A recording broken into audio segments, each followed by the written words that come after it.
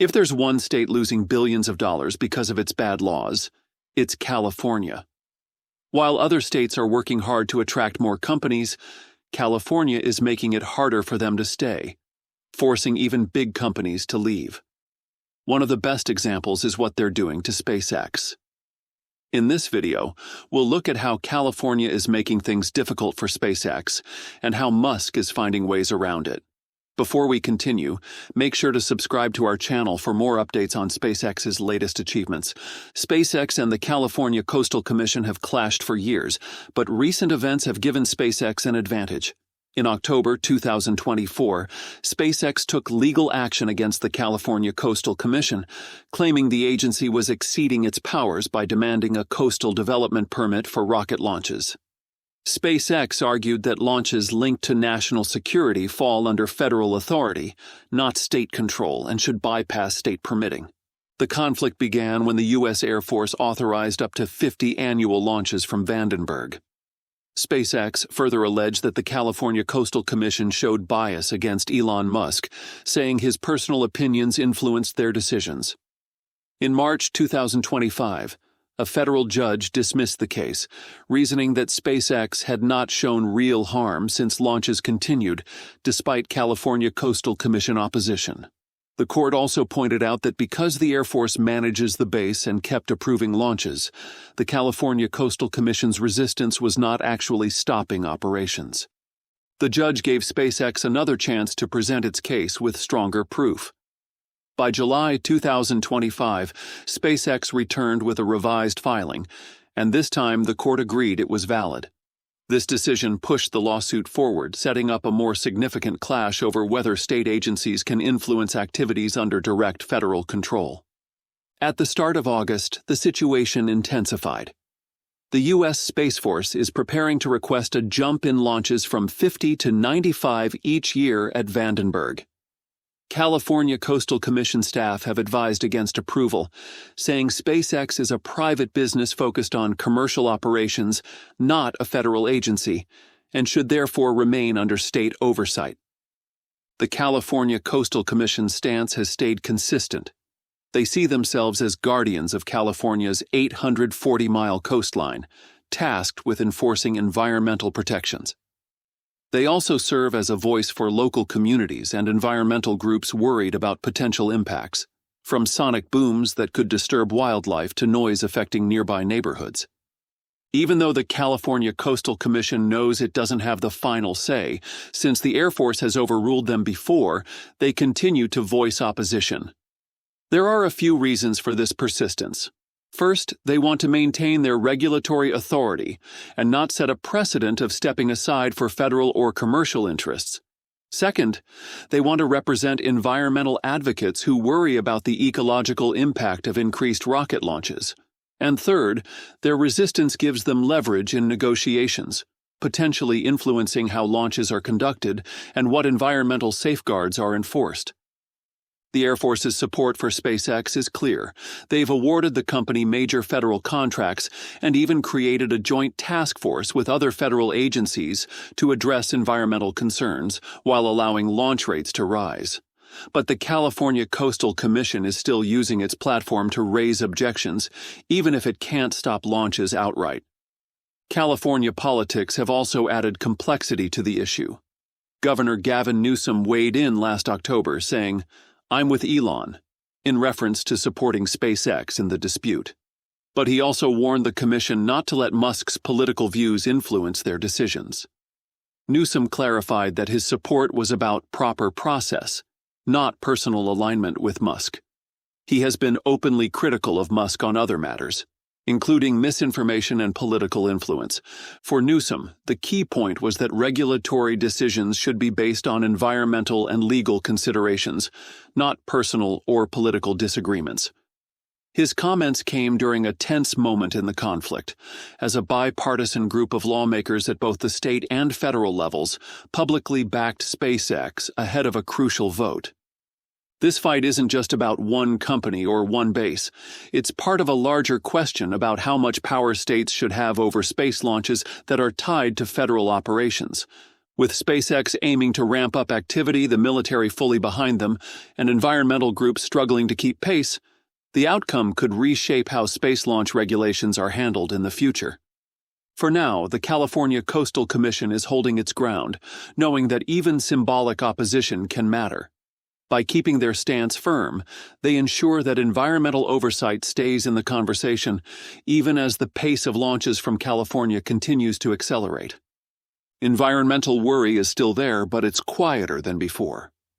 In previous rounds, activists and local residents held visible campaigns over sonic booms, air quality, and wildlife disturbance near Vandenberg.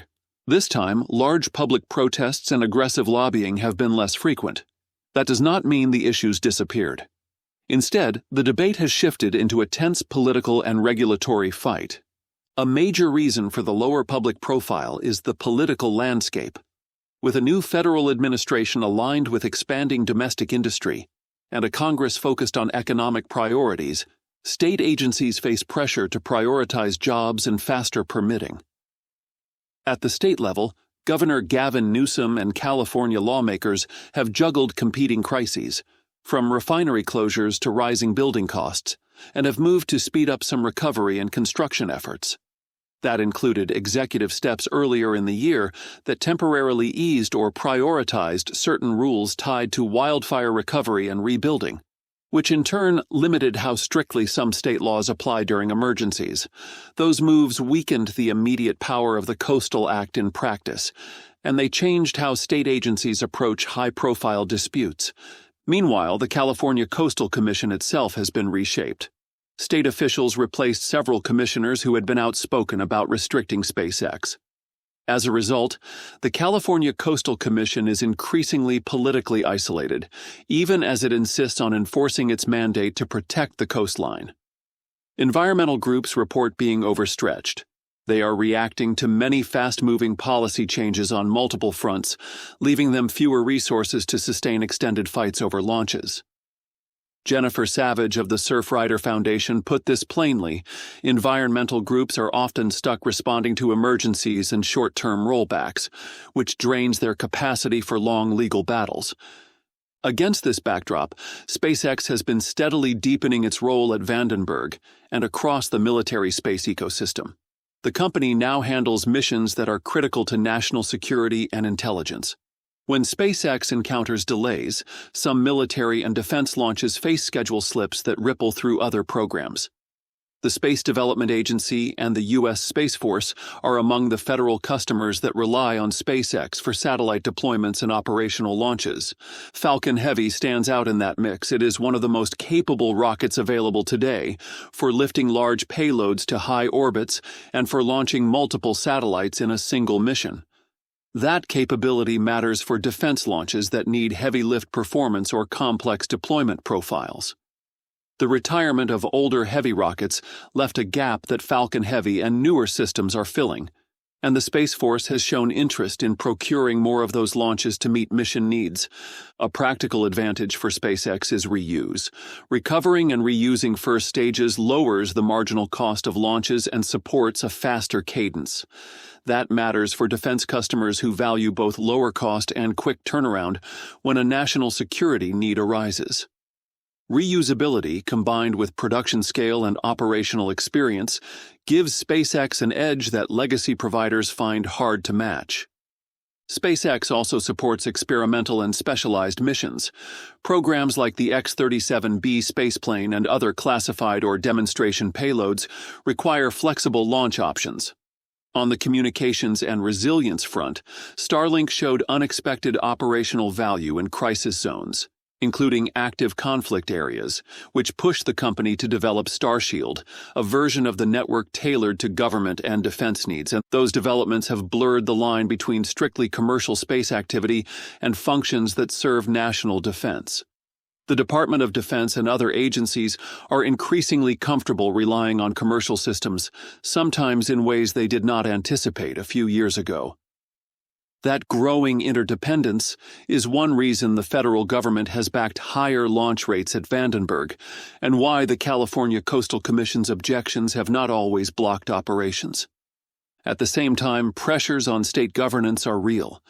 When emergency orders or policy shifts reduce the practical force of state environmental rules, agencies like the California Coastal Commission are left defending the principle of oversight more than their power to directly stop launches. That is why the Commission continues to contest permits and proposals. They are trying to preserve environmental protections and to keep oversight visible, even while federal approvals and military needs push the other direction. So where does this leave the public? The core conflict is simple to state, but hard to resolve. Who decides the balance between rapid, large-scale space activity and local environmental protection? Is it the federal government prioritizing national security and industrial capacity? Or is it state authorities seeking to control impacts on communities and coastal ecosystems? Right now, the answer looks like both. Federal priorities are steering operations, but state voices are still setting the terms for accountability and legal challenge. That tension will shape decisions for years. If higher launch rates are approved and sustained, we will see more routine military and commercial launches from the West Coast. If state oversight gains ground through litigation or policy changes, regulators could secure stronger environmental safeguards or limits. Either way, the Vandenberg dispute is no longer just about a permit. It is a test case for how the U.S. balances national space needs with local and environmental priorities.